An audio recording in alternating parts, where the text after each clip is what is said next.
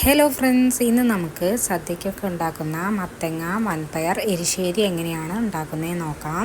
നല്ല ടേസ്റ്റി ആയിട്ടുള്ള ഒരു സദ്യ വിഭവമാണ് നമ്മുടെ മത്തങ്ങ വൻപയർ എരിശ്ശേരി. അപ്പോൾ നമുക്കത് എങ്ങനെയാണ് ഉണ്ടാക്കുന്നതെന്ന് നോക്കാം കേട്ടോ. അപ്പോൾ ഇതിലേക്കായിട്ട് വൻപയർ കുതിർത്തത് 1 കപ്പാണ് എടുത്തിട്ടുള്ളത്. മത്തൻ ഒരു 1.5 കപ്പ് എടുത്തിട്ടുണ്ട്. ഒരു 4 പച്ചമുളക് എടുത്തിട്ടുണ്ട്. ഇനി ഇതിലേക്ക് നമുക്ക് കുറച്ച് കറിവേപ്പില ഇട്ട് കൊടുക്കാം. ഇനി ഒരു 1/2 ടീസ്പൂണോളം മഞ്ഞൾപ്പൊടി ഇട്ട് കൊടുക്കുന്നുണ്ട്. ഇതിലേക്ക് ഒരു ടീസ്പൂണ് ഉപ്പ് ഇട്ട് കൊടുക്കുന്നുണ്ട്. ഇനി ഇത് നമുക്ക് വേവാൻ ആവശ്യമായിട്ടുള്ള 1 കപ്പ് വെള്ളമാണ് ഞാനിപ്പോൾ ഒഴിച്ചു കൊടുക്കുന്നത്. ഒരുപാട് വെള്ളം ഒഴിച്ചു കൊടുക്കരുത്.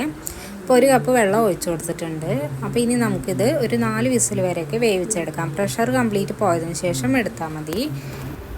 ഇനി നമുക്കിതിലേക്കുള്ള അരപ്പ് തയ്യാറാക്കാനായിട്ട് 1 കപ്പ് തേങ്ങ ചിരവിയത്, ഒരു 1/2 ടീസ്പൂണോളം ജീരകം ഇതിലേക്ക് ഇട്ട് കൊടുത്തിട്ടുണ്ട്. കുറച്ച് വെള്ളം ചേർത്തിട്ട് നല്ലപോലെ ഒന്ന് അരച്ചെടുക്കാം. ഇപ്പോൾ നമ്മുടെ വൻപയറും മത്തനൊക്കെ നന്നായിട്ട് വെന്ത് വന്നിട്ടുണ്ട്. ഇനി നമുക്ക് മത്തനൊക്കെ നന്നായിട്ടൊന്ന് ഉടച്ചു കൊടുക്കണം. നമ്മൾ വൻപയർ ഇതിന് മുൻപ് കുതിർത്ത് വെച്ചിട്ടില്ലെങ്കിൽ നമ്മൾ ആദ്യം തന്നെ വൻപയർ വേവിച്ചെടുക്കാം. അതിനുശേഷം മത്തനിട്ടിട്ട് 2 വിസിലും കൂടി വെച്ചിട്ട് ഒന്നും കൂടി വേവിച്ചെടുത്താൽ മതി കേട്ടോ. ഇത് ഞാൻ വൻപയർ തലേദിവസം തന്നെ വെള്ളത്തിലിട്ടത് കൊണ്ടാണ് ഞാൻ രണ്ടും കൂടി മത്തനും വൻപയറും കൂടി ഒരുമിച്ച് ചേർത്തിട്ട് വേവിച്ചെടുത്തത്. അല്ലെങ്കിൽ നമ്മൾ ആദ്യം തന്നെ വൻപയർ വേവിക്കുക, അല്ലെങ്കിൽ വൻപയറിന് വേവ് കൂടുതലായതുകൊണ്ട് വൻപയർ നേരത്തെ തന്നെ വേവിച്ചതിന് ശേഷം മത്തനിട്ടിട്ട് വേവിച്ചെടുത്താൽ മതി. ഇനി നമുക്ക് ഇതിലേക്ക് നമ്മൾ അരച്ച് വെച്ചിട്ടുള്ള തേങ്ങ അരച്ച് വെച്ചത് ഇതിലേക്ക് ഇട്ട് കൊടുക്കാം. ഇനി ഇത് നന്നായിട്ടൊന്ന് തിളപ്പിച്ചെടുക്കുക കേട്ടോ. നന്നായിട്ടൊന്ന് മിക്സ് ചെയ്തതിന് ശേഷം നന്നായിട്ടൊന്ന് തിളപ്പിച്ചെടുക്കുക. അപ്പോൾ ഇത് നന്നായിട്ട് തിളച്ച് വന്നിട്ടുണ്ട്.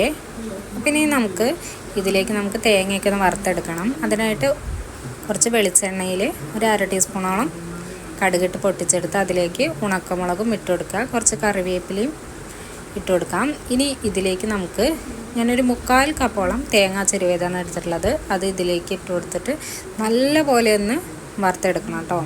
നല്ലൊരു ഗോൾഡൻ ബ്രൗൺ കളറാവുന്നത് വരെ നന്നായിട്ട് വറുത്തെടുക്കണം. എന്നാലേ നമുക്കതിൻ്റെ ആ എരിശ്ശേരിയുടെ ടേസ്റ്റ് കൂടുകയുള്ളൂ.